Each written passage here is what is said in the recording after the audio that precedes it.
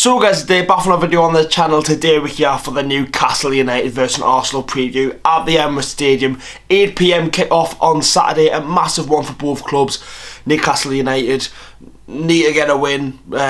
It will be tough. Arsenal, very good form in the Champions League still, going for the title. It will be a tough game, and obviously Arsenal, on the other hand, will want revenge from that game in November. But we'll speak about everything in today's preview. If you could leave a like, boys, subscribe to the channel if you haven't already. It would mean if you could do so. Anyways, boys, let's get to it now, and we'll start off by speaking about Arsenal. So I just want to address right now, when I'm recording this, Arsenal are 4 minutes into their game versus FC Porto, and it's 0-0, and they're in the Champions League. I completely forgot that they were playing, but they've got Champions League football away from home, so when you think of it, they've probably got only Thursday, Friday, then they play Saturday, where Newcastle have had 7 days. So yet again, we can't use fatigue and stuff like that as an excuse, but at the minute, Arsenal are on absolute fire. If they win tonight against FC Porto, it'll be probably the hardest game Newcastle have had in years, I would say, in the Premier League.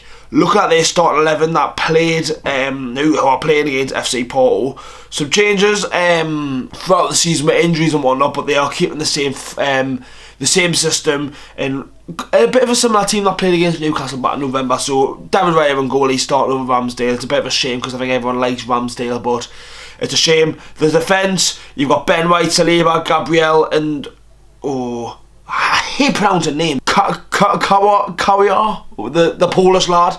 Zinchenko's injured, so he's been playing left back.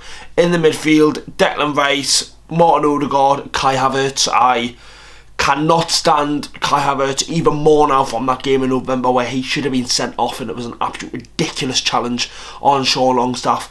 And then up the top you've got Saka, Martinelli, Trossard. The injuries for Arsenal are Zinchenko, Gabriel Jesus, Timber still out, Tomiyasu still out, and so is Thomas Partey. Yes, so Arsenal, I want to briefly speak about the game because it's in my mind from that game in November. Newcastle United obviously beat Arsenal 1-0, ended their unbeaten run in the season, and it was one of them games where Newcastle just had that edge, and Arsenal didn't really create much in the game. It was a 0-0 would have been a fair result in that match, but obviously controversial with the VAR. Arsenal fans speaking for weeks. I generally think they were speaking about it up to 29 days after Newcastle won the game. Obviously we scored with a very controversial goal. Joe Willock kept the ball in. Was it a foul on Joe? And then was he offside goal? And there was so much of it in the stadium. It was so long. But after they reviewed the VAR footage, I think the right decision was made. They don't have the video technology to see is the ball out or not.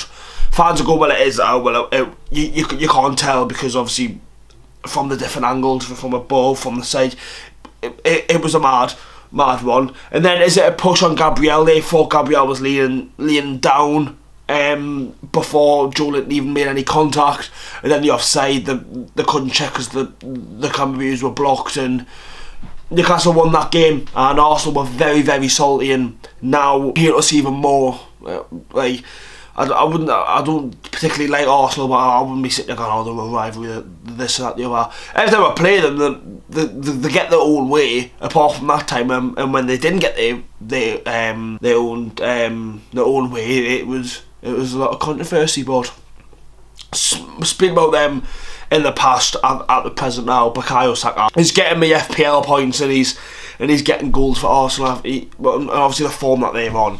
The last 5 games, 5-0 against Crystal Palace, a 2-1 win away from home to Forest, beating Liverpool 3-1, beating West Ham 6-0, beating Burnley 5-0, and playing in the Champions League now, 8 minutes in, and it's still 0-0. They're on really good form. They did lose 3 beforehand. They lost in the FA Cup to Liverpool. They lost to Liverpool in the FA Cup, got beat to Fulham on New Year's Eve, and then got beat to West Ham at home. Apart from that, they've been on good form. A couple of nicky results there and there, but that always happens in football. Arteta obviously will want to get a win, because I think the whole game's going to get brought up about that game in November, which is obviously I've spoken about it a lot, but it's not the point, it's the past. Like, when do you hear Newcastle fans really complain about that PSG robbery away from home? Very rarely. Arsenal fans will be banging on about it if we beat them. If we somehow do the double over Arsenal, that's when their fans will call us cheats, this, that and the other. But that's just football, that's just you Londoners, you Cockney bastards. That's what they are, that's what they'll give Newcastle. But we'll have to speak about this soon. Can I say Newcastle getting anything at the Emirates? Let's have a talk. So here's a stat for you boys. Newcastle United have not won a game at the Emirates since 2010. I remember watching that game. It was on my dad's laptop.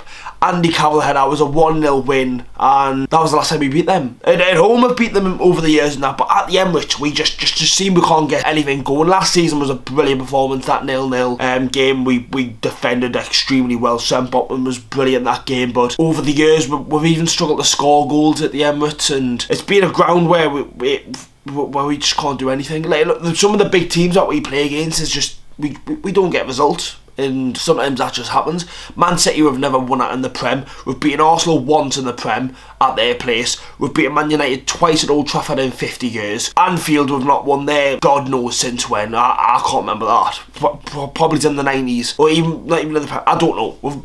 We'll go to these big stadiums against the big teams and we always struggle. And that's something where we need to try and take out and try and forget about it if we can. It's obviously a tough place to go. They're on unbelievable form, and if they do beat Porto, the spirits will be high. It will be a struggle considering last week's performance against Bournemouth. It was a very disappointing performance, and 100% changes need to be made to the squad. I think I don't want to give too much away for the predicted team. I say it every time, but yes, I don't want to give too much away. One thing I will say though, as most Newcastle fans would have seen, Craig Pope report on Tuesday or Wednesday that Alexander Isak and Joe Willock are back in training, which is absolutely massive. We've missed Willock. We need some cover in midfield. Longstaff and Miley playing the whole game. They don't have the legs and they don't have the quality yet. Obviously, and we know Miley's 70. We all know the situation with that. Longstaff's your bang average 6-7 consistent player, and he has the odd good game, he has the odd bad game, but he's not like the main reason why Newcastle get beat or the main reason why Newcastle concede. With Joe Willock being there, it gives you completely different to what we've got in that midfield. He gives you something going forward. He presses really well. He gets stuck in and he gets them touches, and obviously yet again against his old side, his boyhood club Arsenal. It'd be a remarkable return if he came back and done something. I think he's only played 4 or 5 games this season. It was Dortmund at home, and then 3 games at the Prem, and then Man United away, and then he got injured again. It's a shame, like, because last season he was a massive factor of why we got to top 4.